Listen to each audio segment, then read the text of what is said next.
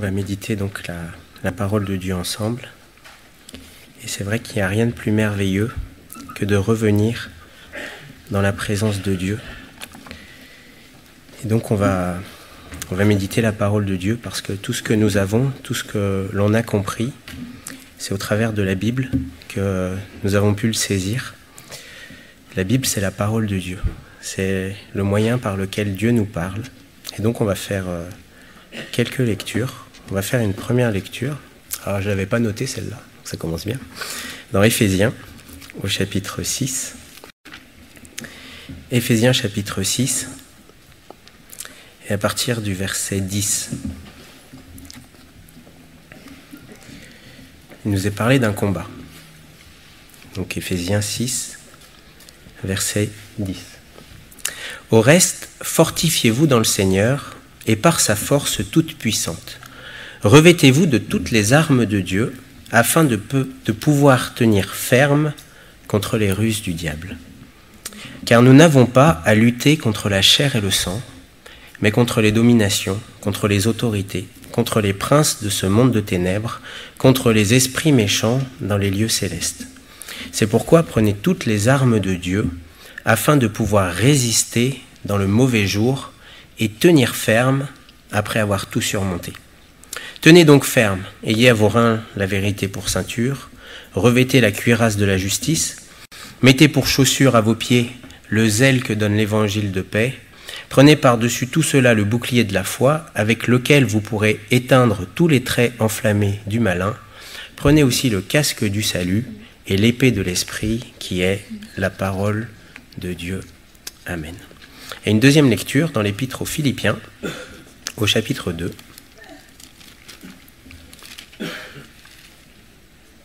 À partir du verset 5, Philippiens chapitre 2, verset 5, qui nous parle de l'œuvre de Jésus à la croix. Ayez en vous les sentiments qui étaient en Jésus-Christ, lequel, existant en forme de Dieu, n'a point regardé comme une proie à arracher, d'être égal avec Dieu, mais s'est dépouillé lui-même en prenant une forme de serviteur, en devenant semblable aux hommes, et ayant paru comme un simple homme. Il s'est humilié lui-même, se rendant obéissant jusqu'à la mort, même jusqu'à la mort de la croix. C'est pourquoi aussi Dieu l'a souverainement élevé et lui a donné le nom qui est au-dessus de tout nom, afin qu'au nom de Jésus, tout genou fléchisse dans les cieux, sur la terre et sous la terre, et que toute langue confesse que Jésus-Christ est Seigneur, à la gloire de Dieu le Père. Amen. Donc ce matin, on va continuer une étude que l'on a commencée depuis plusieurs dimanches et mardis, où le but de cette étude, c'est d'appeler les chrétiens, les frères et sœurs, à remettre la croix au centre. C'est quelque chose de vital. Et quand on parle de la croix, c'est pas le morceau de bois, même l'originale où Jésus est mort dessus. La croix, c'est qu'un outil. Mais ce dont on parle, c'est de ce que Jésus a fait sur cette croix, c'est-à-dire qu'il est mort pour nous. Et donc je ne vais pas refaire toute cette étude, sinon ce serait trop long.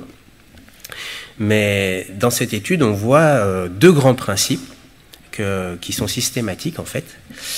Le premier, c'est que lorsqu'on parle de la croix, on parle de ce que Jésus a fait dans nos vies. Et ça, c'est le plus important.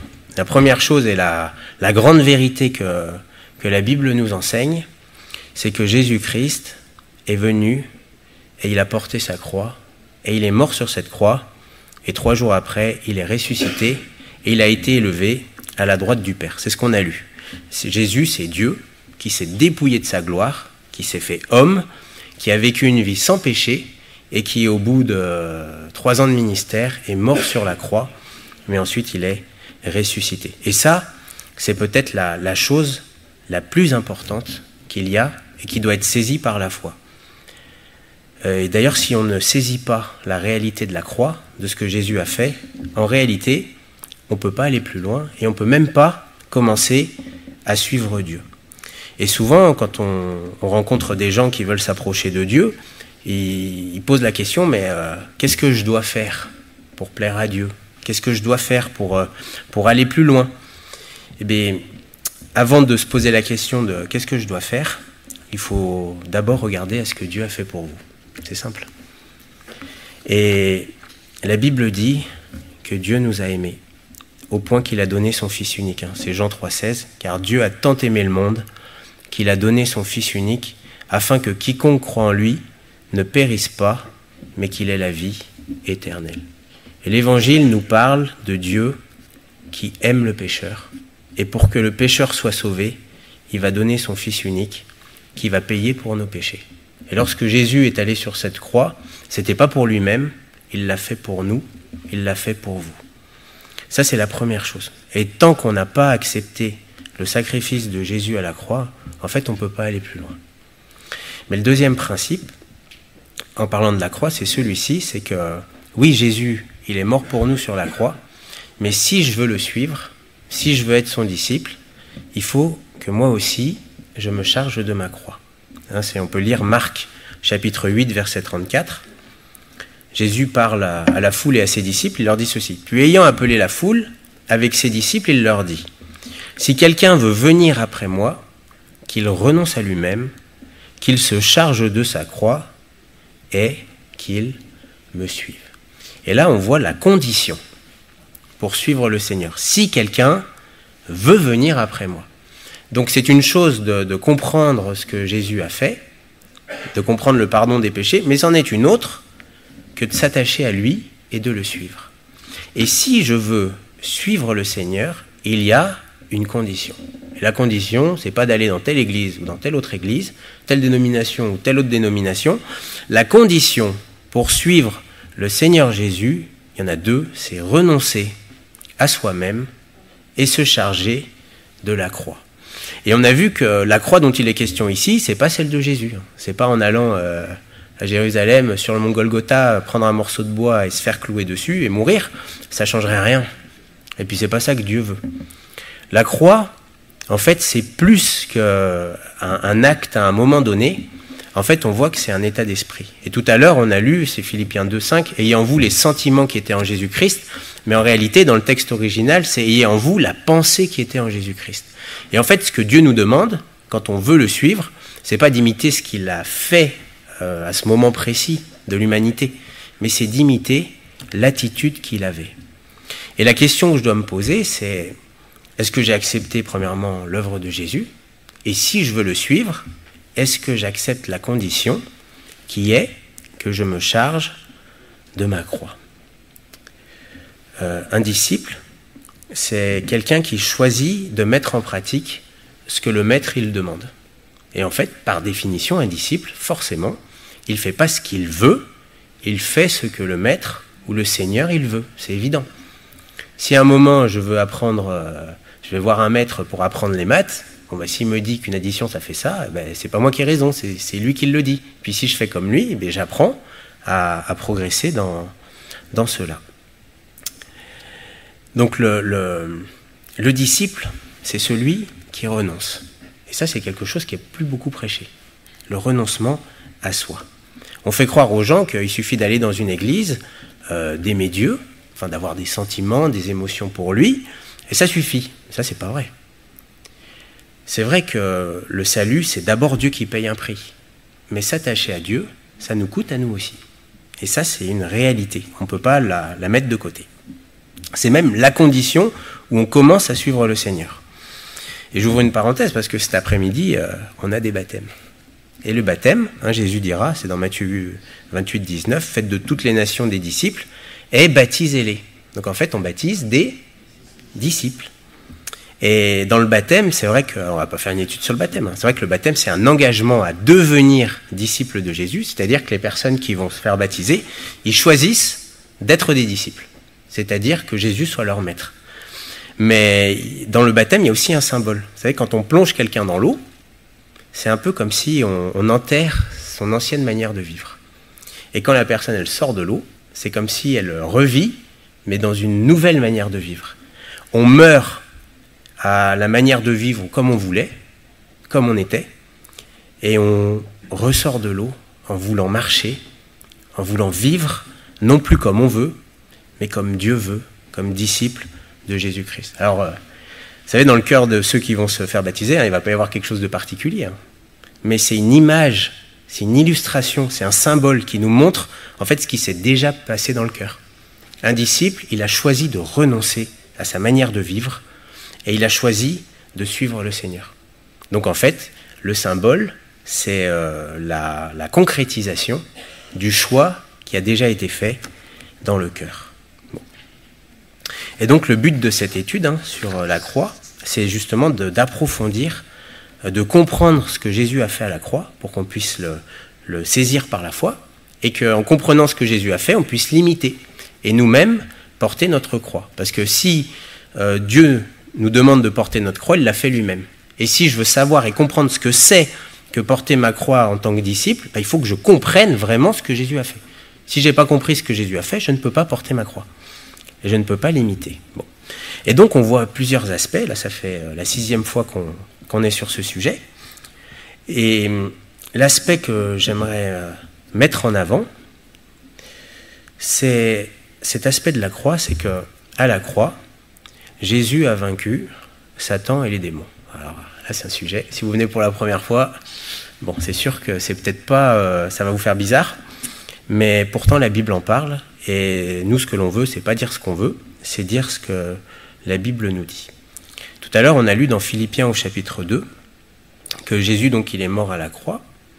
Et au verset 9, il est écrit « C'est pourquoi Dieu l'a souverainement élevé et lui a donné le nom au-dessus de tout nom. » Et au verset 10, dans la version Darby, c'est écrit « Afin qu'au nom de Jésus se ploie tout genou des êtres célestes et terrestres et infernaux. » On voit donc que ce que Jésus a fait sur la croix, ça a eu un impact sur les êtres spirituels. Là, c'est parlé d'êtres célestes, bon, terrestres, ça c'est nous, et infernaux. Et la Bible parle de ce sujet. Elle parle de Satan, elle parle des démons. Et alors là, de suite, pour un prédicateur, quand on aborde ce sujet, on met des gants, parce qu'il y a beaucoup de déséquilibre, et on entend mais tout et n'importe quoi à ce sujet. Mais vraiment, tout et n'importe quoi. Il y a des gens, ils voient le diable partout. Mais c'est impressionnant. Partout. Chaque jour, ils y sont confrontés. Ils prennent la voiture, ils y sont confrontés. Ils mangent, ils y sont confrontés. Tout le temps. Et il y a des chrétiens qui sont complètement mystiques. C'est du grand n'importe quoi. Vraiment. Et au final, ce qu'ils croient, c'est plus ce qu'ils voient à la télé, ou c'est plus l'expérience des uns et des autres qui disent avoir vécu ceci ou cela dans ce domaine-là. Et en fait, ils ne s'appuient pas du tout sur ce que la parole de Dieu elle dit. Ils s'appuient sur des expériences. Mais ce n'est pas l'expérience qui explique la Bible, c'est la Bible qui explique l'expérience, n'est-ce pas? Parce que la parole de Dieu, c'est la vérité. Quand on parle du diable et des démons, pour certains, c'est toujours sa faute au diable. C'est-à-dire qu'en gros, tous les malheurs qui nous arrivent, c'est la faute au diable. Toujours. Et c'est tellement la faute au diable que c'est jamais notre faute à nous. Vous voyez? Et j'aimerais rappeler de suite cette vérité, c'est que oui, le diable, on va le voir, il est présenté comme le tentateur, c'est-à-dire celui qui nous présente le mal, la possibilité de faire le mal, mais bon, c'est nous qui choisissons. Et pour certains, ça leur est bien pratique que ça soit tout le temps la faute au diable, parce que ce qu'ils veulent, c'est être délivrés du mal, mais Jésus, il enseigne à se repentir de nos péchés. Et pour se repentir, il faut assumer. Si j'assume pas, je me repens pas. Et il y a des gens qui cherchent tout le temps à être délivrés de tout et de rien, mais le problème, c'est eux. C'est-à-dire qu'ils choisissent le mal et ils ne refusent d'assumer. Donc comme ils ne veulent pas assumer, il faut trouver un coupable, c'est tout le temps le diable. Bon, ça c'est pas bon non plus. La Bible, elle enseigne la repentance, c'est-à-dire le choix volontaire de l'homme de renoncer au mal. Et vous pouvez vous repentir. Vous n'êtes pas obligé de choisir le mal. D'autres, ils sont un peu plus équilibrés, ils ne voient pas le diable partout non plus, ils se repentent, mais ils ont quand même un peu peur. C'est déjà arrivé de rencontrer des chrétiens qui ont peur du diable ou du démon.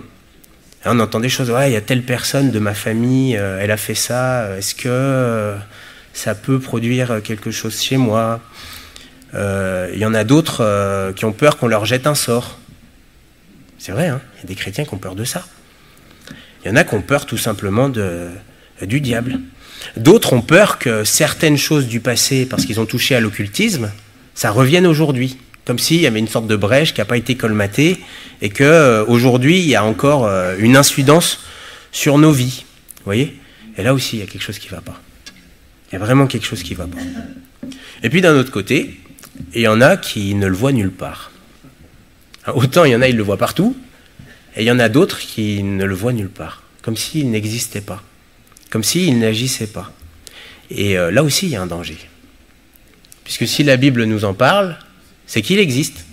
Hein, la Bible nous parle de certaines personnes qui sont tombées dans les pièges du diable. Donc on voit qu'il tend des pièges, dans lesquels on peut tomber, si on ne fait pas attention. Il y a une église où, à cause d'une situation qu'ils ne voulaient pas régler, Paul leur dit « Faites attention, de ne pas laisser à Satan l'avantage. » Ça fait réfléchir. Hein. Une église où Satan a l'avantage. C'est particulier. Bon, et le but de ce matin, hein, c'est pas de faire une étude exhaustive sur le diable et les démons, on va en parler, bien sûr, parce que la Bible en parle, mais c'est surtout de regarder à la croix. Et c'est le but de cette étude. Mais bon, si la Bible parle du diable et des démons, c'est qu'on a besoin de savoir certaines choses qui les concernent. Et vous savez, il y a des choses qu'on ne peut pas expliquer seulement avec ce qui est matériel et terre à terre. Et oui. Il y a des choses qu'on ne peut pas expliquer. Là, on a lu dans Éphésiens, afin de tenir ferme dans les mauvais jours.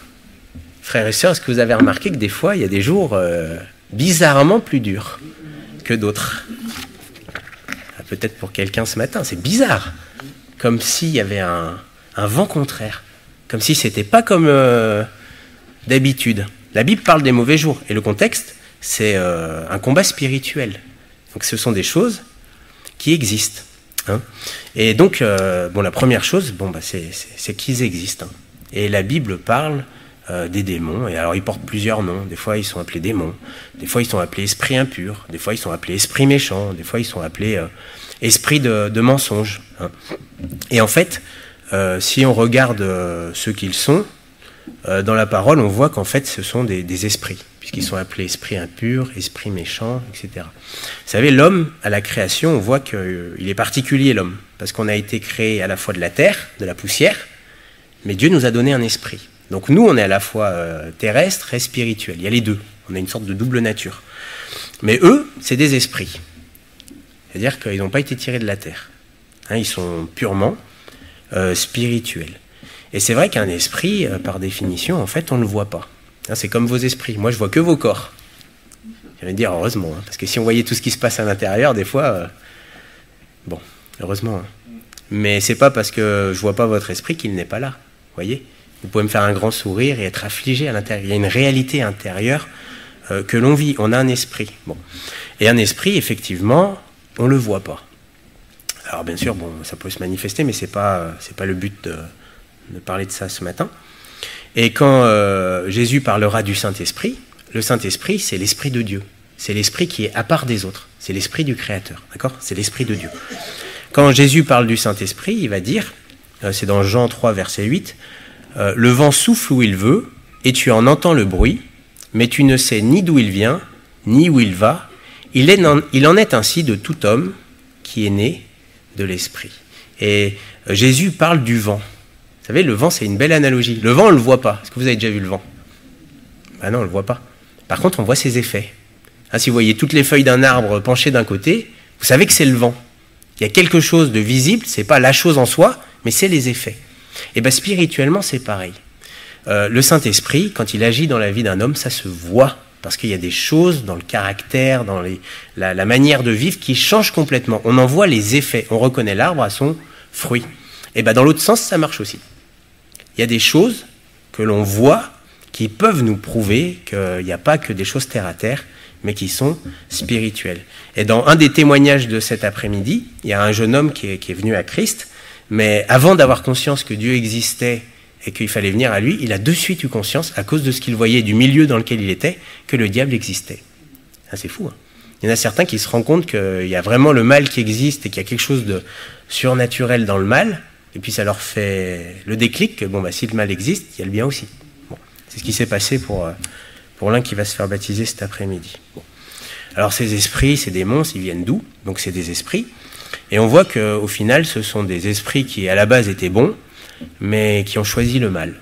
Hein, on peut lire un verset, dans Jude au chapitre 1er, verset 6, il nous est dit ceci, hein, que Dieu, donc, il a réservé pour le jugement du grand jour, enchaînés éternellement par les ténèbres, les anges, donc c'est des esprits, qui n'ont pas gardé leur dignité, mais qui ont abandonné leur propre demeure. Donc on voit qu'il y a des anges qui ont mal tourné, et qui se sont tournés vers le mal. Et quand on parle du diable, le diable c'est le premier d'entre eux. C'est celui qui a le plus d'autorité dans ce domaine-là, et qui a viré. Et au final, on voit, bon, on va pas le lire, on pourrait lire dans Apocalypse 12, verset 4, qu'au final, il y en a un qui a viré, c'est le diable, et puis il en a entraîné un tiers à sa suite. Donc ils existent. Et ça, c'est une réalité. Et des fois, il y a des choses que l'on vit qui ne trouvent pas leur explication dans les choses terrestres, mais qui sont spirituelles. Et on voit qu'il y a un combat. Et ceux qui se sont convertis rapidement, savent qu'intérieurement, il y a un combat qui se crée.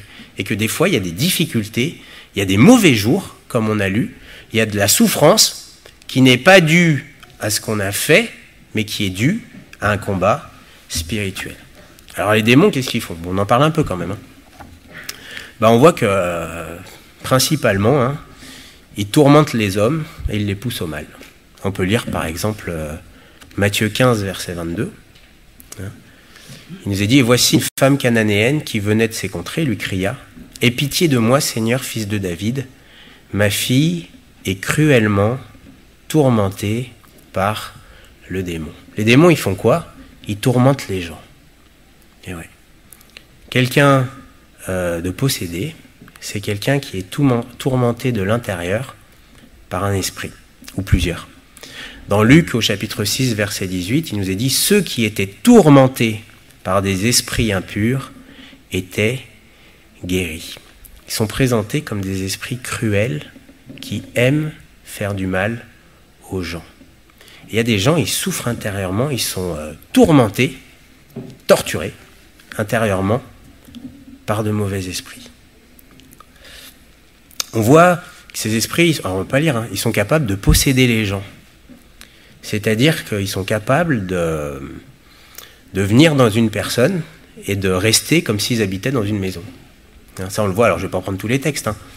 Et autant l'esprit de l'homme, quand on est sauvé, il est en communion avec le Saint-Esprit, c'est-à-dire que l'Esprit de Dieu vient habiter dans nos cœurs, et on devient le temple du Saint-Esprit, et on est en communion, c'est-à-dire qu'il y a une union entre notre esprit et l'Esprit de Dieu. Et bien ça marche aussi dans l'autre sens. Paul, il parlera dans les Corinthiens de ceux qui sont en communion avec les démons, c'est-à-dire qu'ils sont unis avec eux, et au final, le temple, c'est pas le temple de Dieu, c'est le temple de ces mauvais esprits. C'est ça un possédé, c'est-à-dire qu'en gros, la personne, elle appartient à ce démon qui habite dans son esprit. Et j'ouvre une parenthèse, alors là, un enfant de Dieu, il ne peut pas être possédé. Non mais là, alors là, ça c'est la base de la base de la base de la base. Un enfant de Dieu qui est né de nouveau, c'est-à-dire son esprit appartient à Dieu, et il est en communion avec lui, il a fait une alliance, il ne peut pas y avoir une double alliance. Vous imaginez bien que moi, quand j'ai fait alliance avec mon épouse par le mariage, il n'y en a personne d'autre qui va faire alliance avec elle, parce qu'elle est à moi, on est mariés. Vous voyez ? Et des fois, il y a des gens qui disent, oui, mais comment ça se fait que tel chrétien il était possédé? C'est qu'il ne l'était pas. C'est pas parce qu'on vient dans une église qu'on est né de nouveau. Vous voyez? Donc, à un moment, il faut être... Parce que le salut, c'est pas une maison, on a notre cœur, c'est une maison où le Saint-Esprit vient, il sort, et puis il y a quelqu'un d'autre qui vient, qui sort. C'est pas comme ça que ça marche. C'est une alliance, c'est une communion, c'est une union. D'accord? Donc, on ne peut pas avoir un esprit uni au Saint-Esprit qui fait partie de la nature divine, et en même temps avoir des esprits méchants qui s'unissent à nous. C'est impossible. De la même manière que quand on allume la lumière dans une pièce, il n'y a plus de ténèbres, quand Jésus vient dans un cœur, les ténèbres ne peuvent plus venir. C'est évident. Bon, bon bref, je ne vais pas détailler ça. Et au final, quand l'Esprit de Dieu il vient dans notre cœur, il amène la vie, il amène la paix, il amène la joie, il amène l'espérance, il amène plein de bénédictions. Quand un démon, parce qu'on lui ouvre la porte, vient dans le cœur d'un homme, il amène l'angoisse, il amène les tortures, il amène la mort. On ne va pas le lire, mais pour ceux qui prennent des notes, dans Luc au chapitre 8, on voit un homme qui était possédé par une légion entière de démons. Ça fait beaucoup. Hein. Donc on voit qu'ils peuvent être à plusieurs. Hein. Bon, ça fait beaucoup parce que j'ai regardé, une légion, c'est 6800. Ça fait beaucoup. Hein. Et on voit cet homme que son comportement était influencé. Il nous est dit, alors Luc 8, 27, qu'il ne portait pas de vêtements. Donc ça les poussait à la nudité. Qu'il avait sa demeure dans les sépulcres. Ça veut dire qu'il avait un attrait pour la mort. C'est bizarre, hein, c'est un peu ce qu'on voit, non, ces temps-ci. C'est bizarre, d'où ça vient que ces gens soient poussés vers la mort plutôt que vers la vie? D'où ça vient que les gens ont tendance à se dénuder plutôt que s'habiller? Il y a quelque chose quand même. Ah, est-ce que c'est la mode? Ben non, il y a quelque chose derrière. Au verset 29, dans Luc 8, c'est écrit qu'il était indomptable, parce qu'il rompait les liens. C'est-à-dire qu'on essayait de le contenir, mais il était incontenable. Est-ce que c'est parce qu'on voit des gens qui sont de moins en moins maîtrisables aujourd'hui? Le même homme, dans Marc au chapitre 5, on voit qu'il était sans cesse, nuit et jour, dans les sépulcres et sur les montagnes, criant et se meurtrissant avec des pierres. Il criait comme un fou, il y a de la folie. Sans cesse, c'est pas de repos, jamais de repos, aucun repos possible. Se meurtrissant avec des pierres, il se faisait du mal à lui-même. Vous voyez, ça c'est l'influence des démons. Et au final, on voit qu'il y a certaines choses dans le monde qui s'expliquent qu'à cause de cette réalité. Et on voit que ce que cet homme, de manière extrême, il a vécu, la société ou le monde dans lequel on est, le vit petit à petit, pas après pas, mais sûrement. Et quand Jésus il est intervenu, bien sûr, hein, parce que c'est ce qu'on va voir après, Jésus libérait les captifs, délivrait les gens qui étaient possédés. Cet homme, quand il va venir à Jésus, ils vont le trouver, c'est dans Luc 8, 35, les gens allèrent voir ce qui était arrivé, ils vinrent auprès de Jésus et ils trouvèrent l'homme de qui étaient sortis les démons, assis, ça c'est une position de repos, à ses pieds, vêtu et dans son bon sens. Vous voyez, l'œuvre des démons, l'œuvre de Jésus. Et ce qui est beau dans ce texte, hein, c'est une légion, c'est 6800. Mais la légion n'a pas empêché Jésus de venir à cet homme et n'a pas empêché cet homme de venir à Jésus. Et oui. Et quand on voit Jésus qui commandait 12 légions d'anges, hein, bon, mais il n'y a pas eu besoin des 12 légions d'anges. Jésus tout seul a réussi. Dans certains cas, on voit que les démons aussi peuvent générer des maladies. Alors là, attention aussi, hein, toutes les maladies, ce n'est pas des démons. Mais on voit Matthieu 12, 22, alors on lui amena un démoniaque aveugle et muet, et il le guérit, de sorte que le muet parlait et voyait. Et ça, faut le dire aussi, des fois, ça peut arriver qu'il y ait des maladies qui soient d'origine spirituelle et non pas physique. Après, on voit aussi, bon ça c'est les démons, et puis on va dire le démon en chef, le diable. Lui, on voit qu'il a quand même des particularités qui sont un peu plus mises en avant. Alors, on ne va pas non plus toutes les détailler, hein. Vraiment j'essaye de condenser, mais quand même de dire suffisamment de choses. On voit que le diable, il est appelé le tentateur. Et dans la Bible, on voit qu'il n'est jamais demandé de résister aux démons, mais de résister au diable. Hein. Le diable, une de ses particularités, c'est qu'il tente. Et on le voit dès la Genèse, hein, Genèse chapitre 3, il y a l'homme avec Dieu, et puis vient le serpent, le diable, qui va proposer le mal. Et ça, c'est une de ses activités qui le caractérise. Il pousse les gens à faire le mal, à pécher. Tout le temps. Avez-vous déjà été tenté? Alors des fois, c'est notre nature qui est mauvaise, hein, parce qu'elle a été corrompue. Mais des fois, il y a un petit coup de pouce pour nous pousser vers le mal ou pour nous inciter à aller vers le mal. Le diable, il est appelé le père du mensonge. Il ment. D'ailleurs, c'est par un mensonge qu'il a attiré les hommes dans les ténèbres. Et il ment. Et oui, et des fois, est-ce que ça vous est pas étonnant des fois d'avoir des pensées qui sont fausses? Et oui, ça peut arriver. Ou des gens qui disent des choses qui sont fausses, comme si c'était des vérités. Le diable, il est appelé l'accusateur des frères. Ça, c'est dans Apocalypse 12, verset 10. Il accuse constamment les frères.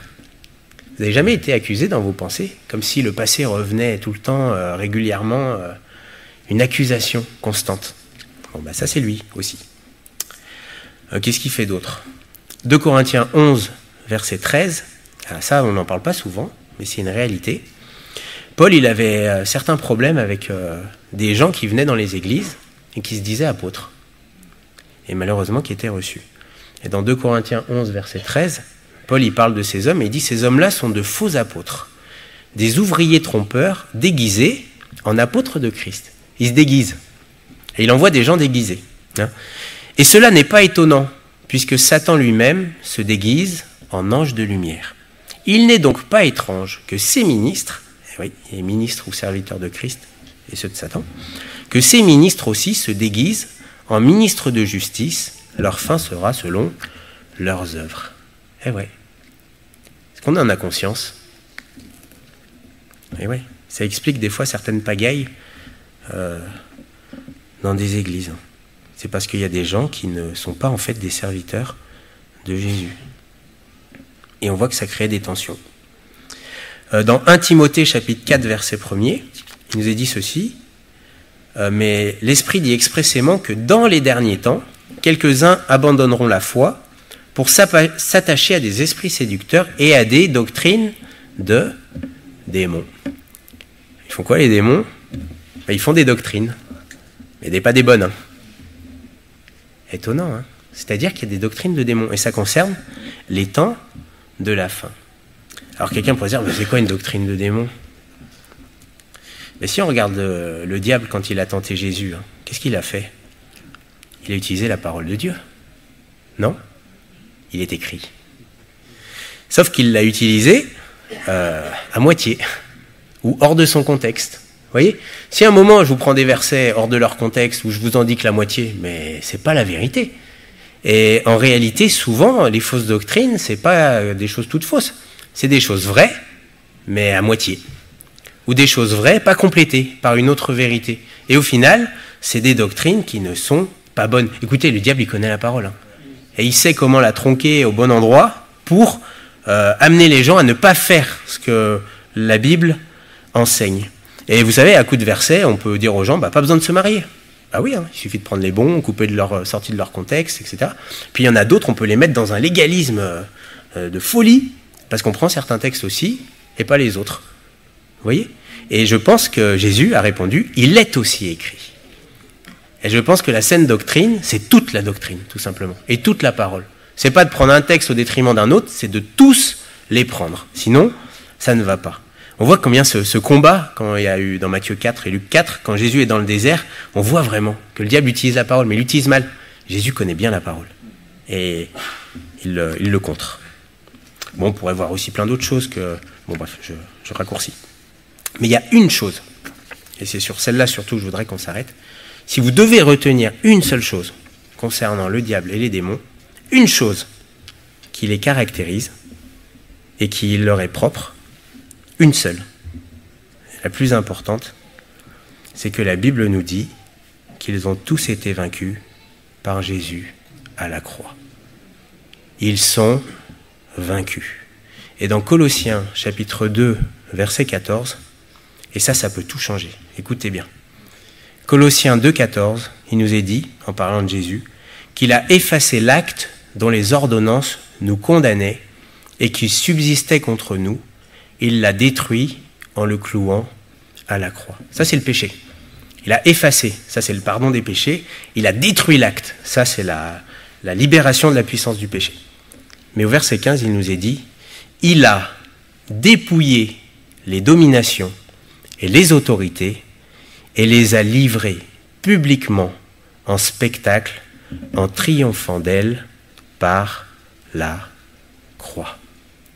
À la croix, Jésus a vaincu les dominations, les autorités et les a livrées publiquement en spectacle. Et là, il ne nous a pas parlé d'une victoire, il nous a parlé d'un triomphe. Un triomphe, c'est quoi? C'est une victoire éclatante, publique et définitive. Et s'il y a bien une vérité qu'il faut bien comprendre et connaître concernant les démons et ces autorités spirituelles, parce qu'on voit qu'il y en a plusieurs, c'est parlé de domination, c'est parlé d'autorité. Bon, ils ont tous été vaincus à la croix. Alors quelqu'un pourrait se dire, mais pourquoi ils ont été vaincus à la croix? C'est vrai, parce que quand on regarde Jésus, quand le diable est venu, il n'a pas cédé, il était déjà vainqueur.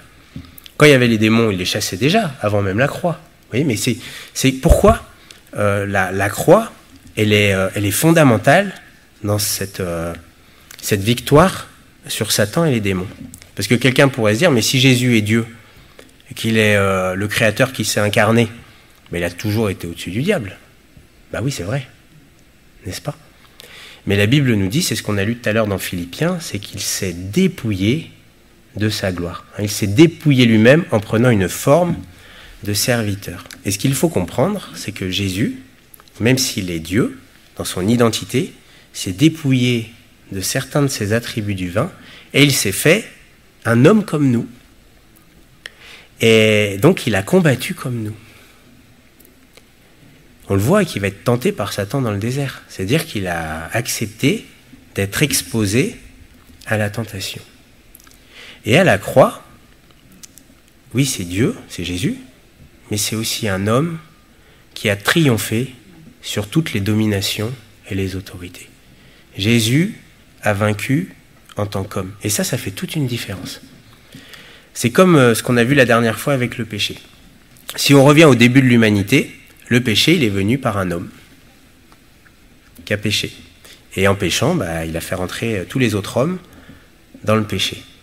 Mais on voit qu'au commencement, oui, il y a eu le péché, mais il y a eu aussi Satan qui a fait rentrer le péché dans l'homme.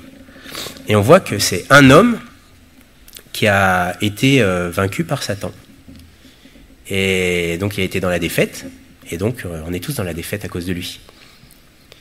Et Jésus, c'est le deuxième homme qui est venu, et qui a remporté la victoire sur Satan, et qui donne cette victoire aux hommes. Et dès le début, dans Genèse 3, verset 15, Dieu fait une promesse. Quand il parle à Satan, il dit « Je mettrai inimitié », c'est-à-dire haine, entre toi et la femme, entre ta postérité et sa postérité. Celle-ci t'écrasera la tête et tu lui blesseras le talon. En d'autres mots, Dieu dit à Satan, de la femme, de l'homme, en fait, il viendra un homme qui t'écrasera la tête. Tu le blesseras, mais il t'écrasera la tête. Et cet homme, c'est Jésus. Jésus, au temps marqué, est venu, il s'est incarné, il s'est fait homme, et il a écrasé la tête au serpent. Et c'est vrai qu'un serpent, quand on lui écrase la tête, le corps continue à bouger, mais la tête est écrasée. Le premier homme, il a perdu face à Satan. Le deuxième homme, Jésus, il a triomphé face à Satan. Et de la même manière que Adam, en perdant, il nous a fait tous perdre, Jésus, en gagnant, il fait gagner ceux qui s'attachent à lui. Et au final, ce que nous, on ne pouvait pas faire, parce que c'est vrai quand on se dit, mais c'est tellement des êtres puissants, enfin, là ce matin, je disais, mon culte personnel, les chérubins, parce que le Satan, c'était un chérubin protecteur, quand on voit comment ils sont, enfin, c'est des êtres glorieux, puissants, quand ils parlent, c'est comme si c'était une foule qui parlait, ils entourent la présence de Dieu, enfin, c'est vraiment quelque chose des êtres puissants, et puis quand les prophètes, ils les voient, tous, ils tombent à genoux, ils sont pas bien, quoi. Bon. Mais Jésus nous a donné la victoire et l'autorité sur ces êtres-là. On l'a pas lu dans Éphésiens, mais dans Éphésiens, il nous a dit qu'il nous a fait asseoir avec lui dans les lieux célestes en Jésus-Christ. Dans Luc 11, verset 21, il y a ce principe. Il nous est dit, lorsqu'un homme fort et bien armé garde sa maison, ce qu'il possède est en sûreté. Mais si un plus fort que lui survient et le dompte, il lui enlève toutes les armes dans lesquelles il se confiait et il distribue ses dépouilles. Vous voyez, il y avait un homme fort, plus fort que nous. Ça, c'est Satan. On est captif. Jésus, c'est l'homme plus fort, qui l'a dompté, qui a résisté et qui, à la croix, c'est-à-dire jusqu'à la mort, a résisté, a vaincu, et cette victoire, il nous la donne. Et s'il y a une chose qu'il faut retenir, c'est que Satan et ses démons ont été vaincus et dépouillés de leur autorité sur nous. C'est comme ça. Vous soyez d'accord ou pas d'accord, bah écoutez, ça n'y change rien. C'est ce qui s'est passé à la croix il y a plus de 2000 ans. Et avoir peur du diable et des démons, bah, c'est pas avoir compris ce que Jésus a fait à la croix. Parce que quand on a compris ce que Jésus a fait à la croix, on n'a plus à avoir peur parce que Dieu nous a donné la victoire. Et comment est-ce que cette victoire, elle nous est communiquée ? Bah, par la foi. Comment est-ce qu'on reçoit le pardon des péchés ? Par la foi. Comment est-ce qu'on reçoit la victoire sur le péché ? Par la foi. Comment est-ce qu'on reçoit la victoire sur l'ennemi ? Par la foi. Et au final, ce qu'on appelle le combat spirituel. Parce que quand vous écoutez certains, le combat spirituel, c'est... Waouh ! On a l'impression qu'ils y mettent leur effort. Et dis donc, une fois j'avais rencontré une personne qui faisait des veillées de prière pour faire des incursions chez Satan, pour arracher les âmes. Ouh là là, c'est pas très biblique. Non, le combat spirituel, ça consiste pas à vaincre Satan.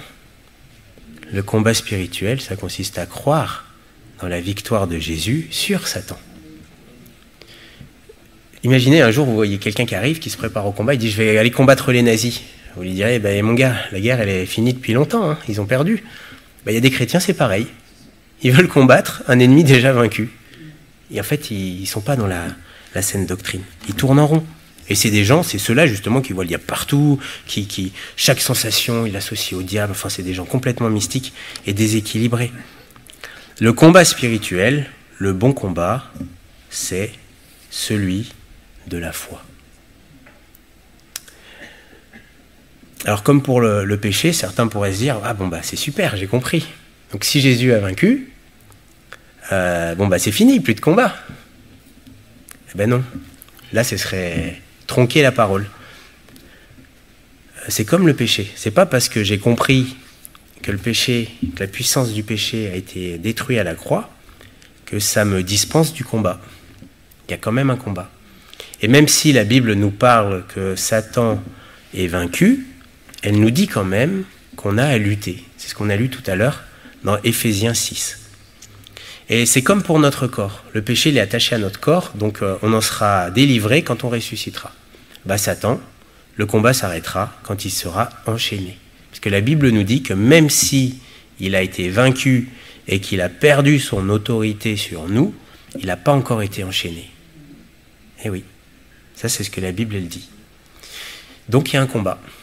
Et ce combat, c'est pas vraiment nous qui le provoquons. C'est le diable qui nous attaque. C'est pas la même chose, vous voyez ? Et on voit que dans le combat, ça consiste pas à attaquer Satan. Le combat, il consiste à tenir ferme dans la position que Dieu nous a acquise à la croix. La grande différence, c'est quoi ? C'est que oui, le diable attaque. Mais dans ce combat, je peux être vainqueur.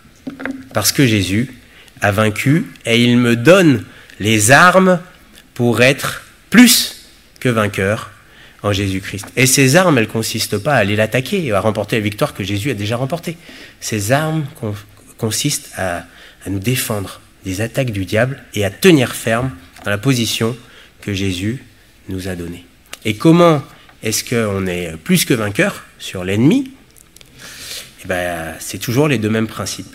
Il faut accepter d'abord ce que Jésus a fait pour moi à la croix. Est-ce que vous acceptez cette réalité ? De toute façon, c'est la réalité, que toutes ces dominations et autorités ont été vaincues. Déjà, si je l'accepte, je n'ai pas à avoir peur, n'est-ce pas ? Et si un jour je suis confronté à ça, là où je dois me tourner, ce n'est pas dans mes efforts, dans mes bonnes volontés, ma force de caractère, je dois me tourner vers Jésus qui est venu à la croix. Et dans ces choses-là, si on y est confronté, que ce soit Satan, que ce soit un jour des démons, le combat ne consiste pas à chasser nous. Le combat consiste à croire en la victoire de Jésus. Et quand on croit à la victoire de Jésus, on voit sa victoire se manifester en réponse à notre foi. Si tu crois, tu verras.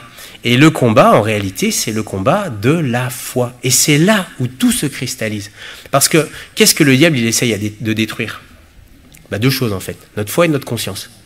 La foi, hein, quand Jésus va parler à Pierre, avant son reniement, c'est dans Luc 22, verset 31, le Seigneur dit « Simon, Simon, Satan vous a réclamé pour vous cribler comme le froment.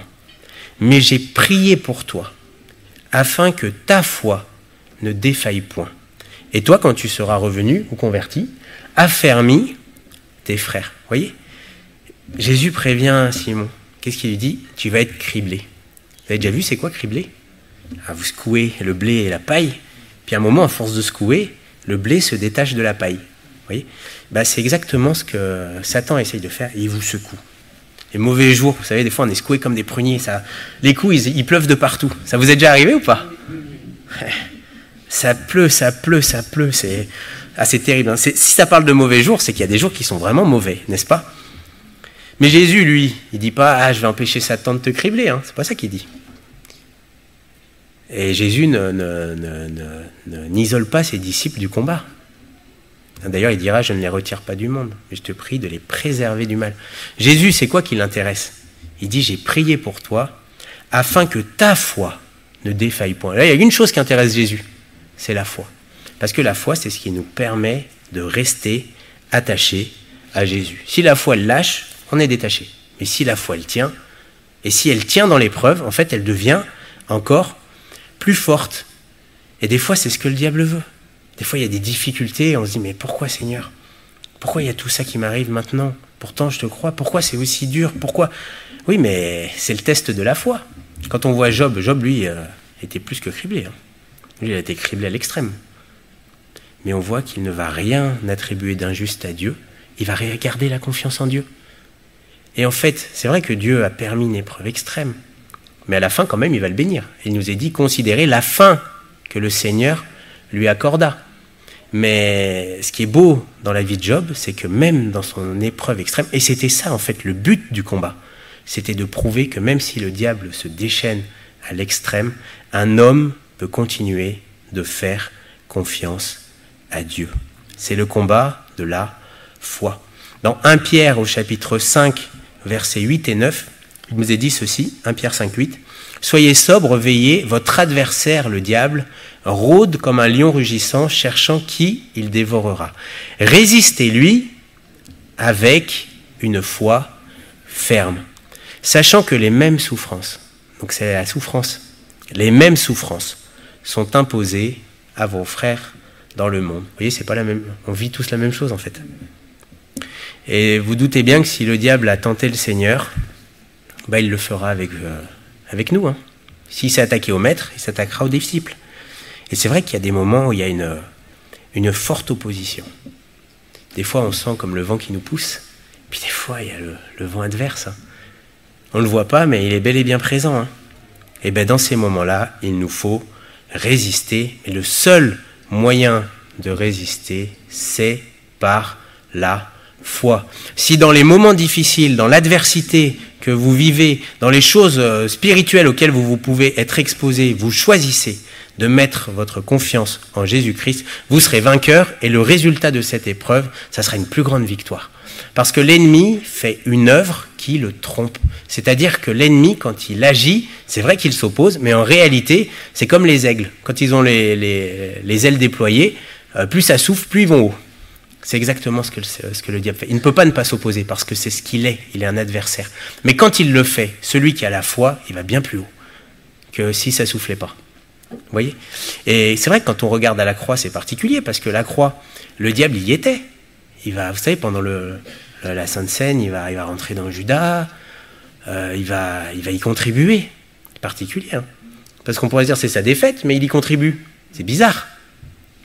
Mais ouais, c'est sûr que lui ne croyait pas en Jésus. Hein. Donc il va chercher la mort. Il va amener une forme de croix, de souffrance. Mais Jésus, en acceptant la croix dans la foi au Père, il a écrasé sa tête. Et l'ennemi, au final, en voulant détruire Christ, il s'est détruit lui-même. Il s'est écrasé sa propre tête. Et c'est la même chose avec vous. Il amènera des souffrances, mais si vous les acceptez par la foi, il ne fera que vous amener plus haut et plus profondément dans la foi en Jésus-Christ. En réalité, comme pour Job, il l'a béni, pour nous, quand il s'oppose, il bénit. Et au final, on voit un texte où il nous est dit que Dieu, ses ennemis, les transforme en marchepieds. Hein? Jésus, il attend jusqu'à ce que ses ennemis soient... Un marchepied, c'est quoi? C'est des marches qu'on franchit pour aller plus haut. C'est exactement le rôle de l'ennemi. Et en fait, il est condamné à s'opposer et à amener ceux qui ont la foi plus haut. En fait, il n'arrive pas à faire ce qu'il veut pour ceux qui ont la foi. Et le deuxième grand principe, on a vu, c'est la foi. Mais le diable, c'est le tentateur. Et s'il y a bien une chose auquel il va s'opposer, eh bien, il ne veut pas qu'on porte notre croix. Et ouais. Vous connaissez ce passage, on va le lire, dans Matthieu 16, verset 21. Jésus, il parle de sa mort, et il parle de ses souffrances. Hein. Matthieu 16, verset 21. Dès lors, Jésus commença à faire connaître à ses disciples qu'il fallait qu'il allât à Jérusalem, qu'il souffrit beaucoup de la part des anciens, des principaux sacrificateurs et des scribes, et qu'il soit mis à mort et qu'il ressuscita le troisième jour. Bon, là, Jésus est en train de leur dire, en plus, c'est juste après qu'ils aient la révélation que c'est le Messie, hein. Il leur dit, voilà, je suis le Messie, mais je vais aller à la croix. Il leur annonce sa mort et ses souffrances. Hein. Et Pierre, verset 22, Pierre, l'ayant pris à part, se mit à le reprendre et dit, « À Dieu ne plaise, Seigneur, cela ne t'arrivera pas. Pas la croix. » Et en plus, en prenant Dieu à témoin, « À Dieu ne plaise. » Ça ne plaît pas à Dieu, ça, à la croix. Et regardez Jésus, son attitude. Mais Jésus, se retournant, dit à Pierre, « Arrière de moi. » Satan. Alors, il n'était pas possédé, hein. Mais cette pensée-là, c'est une pensée adverse. Dieu l'identifie à une pensée qui est propre à l'ennemi. Tu mets en scandale, car tes pensées ne sont pas les pensées de Dieu, mais celles des hommes. Et c'est là où Jésus va dire, alors Jésus dit à ses disciples, si quelqu'un veut venir après moi, qu'il renonce à lui-même, qu'il se charge de sa croix et qu'il me suive. Celui qui voudra sauver sa vie la perdra, mais celui qui la perdra à cause de moi, la trouvera. Et le diable, systématiquement, parce que c'est ce qu'il est, s'opposera toujours à ce que vous portiez la croix. Il s'opposera toujours à ce que vous renonciez aux choses auxquelles Dieu veut que vous renonciez. En d'autres mots, il essaiera toujours de vous faire pécher, de vous faire rater le but, de vous faire ne pas renoncer, parce que au final, quand on ne renonce pas au péché, en réalité, on perd l'autorité que l'on a en tant qu'enfant de Dieu. Le problème, des fois, avec certains chrétiens, c'est pas qu'ils n'ont pas l'autorité, c'est qu'ils ne peuvent pas l'utiliser parce qu'il y a des péchés, parce qu'ils ne résistent pas, parce qu'ils cèdent tout le temps au péché. Et s'il y a bien une chose que Dieu veut, c'est que vous péchiez. Et Satan veut, c'est que vous péchiez. Ouh là là, mais c'est bien, vous suivez, hein, ça fait plaisir. Je ne vous ai pas encore endormi. Le diable veut que vous péchiez. Il veut que vous perdiez la conscience. Il ne s'attaque pas qu'à la foi, il s'attaque aussi à la conscience. Et c'est vrai que pour résister au diable, il faut être soumis à Dieu. Jacques 4, verset 7, « Soumettez-vous donc à Dieu, résistez au diable, et il fuira loin de vous. » Dieu nous donne une autorité, mais si je ne suis pas soumis à Dieu, je ne peux pas utiliser son autorité. Alors là, ce serait tout un sujet sur l'autorité. Le centenier dit, moi qui suis soumis à des supérieurs, je dis Alain va, il va. Donc celui qui est soumis a de l'autorité sur ceux qui lui sont soumis. Mais si quelqu'un ne se soumet pas, il ne peut pas avoir d'autorité. Il est en désaccord avec celui qui est au-dessus de lui. Bon. Alors là, ça peut paraître très très très théorique. Mais concrètement, c'est quoi porter sa croix ? Par exemple, on peut prendre Éphésiens 4, verset 26. Il faut que ça soit concret. Parce que sinon, le but, c'est pas de faire des théologiens, c'est de faire des disciples. Si la théologie est pratiquée, c'est bien. Mais si c'est juste de la connaissance, ça ne sert à rien. Éphésiens 4, verset 26, c'est écrit « Ne vous mettez pas en colère, ne péchez point. » D'accord ? Ça, c'est un commandement aux disciples. Donc la colère, on peut y renoncer, n'est-ce pas ? Ne péchez point, que le soleil ne se couche pas sur votre colère et ne donnez pas accès au diable. Vous voyez ? Donc on voit qu'un péché, s'il n'est pas réglé, s'il dure, si au final on le laisse être là, puisque c'est écrit, ne se couche pas sur votre colère. Donc ça veut dire qu'on le règle pas, on le règle pas dans la journée. On laisse quelque chose non réglé. Est-ce que ça peut arriver de se mettre en colère et de se louper? Ah ouais, sinon lapidez-moi, hein, parce que ça arrive à tout le monde. Mais c'est une chose de se louper, c'est une chose de s'irriter, c'en est une autre que de ne pas régler la chose. Vous voyez? Et si à un moment je ne règle pas la chose, il nous est dit que ça donne accès au diable. Alors qu'est-ce que ça veut dire? Ça veut dire que quelqu'un qui s'endort en colère, il va être possédé. Ben non, c'est pas ça que ça veut dire. Mais vous savez que la colère, si elle est entretenue, qu'elle grandit, qu'elle va de plus en plus loin, ça peut être un instrument que le diable va utiliser pour détruire l'autre. Et il y a des gens, ils sont tellement en colère. Vous savez, le niveau, il monte. Puis à un moment, ils disent des choses, c'est vraiment inspiré par le diable. C'est pas qu'on est possédé, mais c'est des paroles que le diable va utiliser pour détruire l'autre. Vous savez, il y a un texte, Jacob, il va dire concernant 2 de ses fils, hein, maudit soit leur colère, parce qu'elle est violente. Et il est parlé dans Jacques aussi d'une sagesse de Dieu, pure, conciliante, modérée, mais ça nous est dit aussi que si on a un zèle amer, un esprit de dispute, il ne faut pas se glorifier, car cette sagesse-là, elle est terrestre, charnelle, diabolique. Voilà la progression. Et vous savez, si à un moment, je ne règle pas et que je laisse la chair dominer, à un moment, je peux devenir en fait un instrument du diable pour détruire l'autre, parce que je n'ai pas réglé ma colère. Moi, ça m'est déjà arrivé, donc je sais ce que c'est. Après, quand on demande pardon, on répare. Le manque de pardon. Est-ce que le manque de pardon, ça peut être une porte ouverte?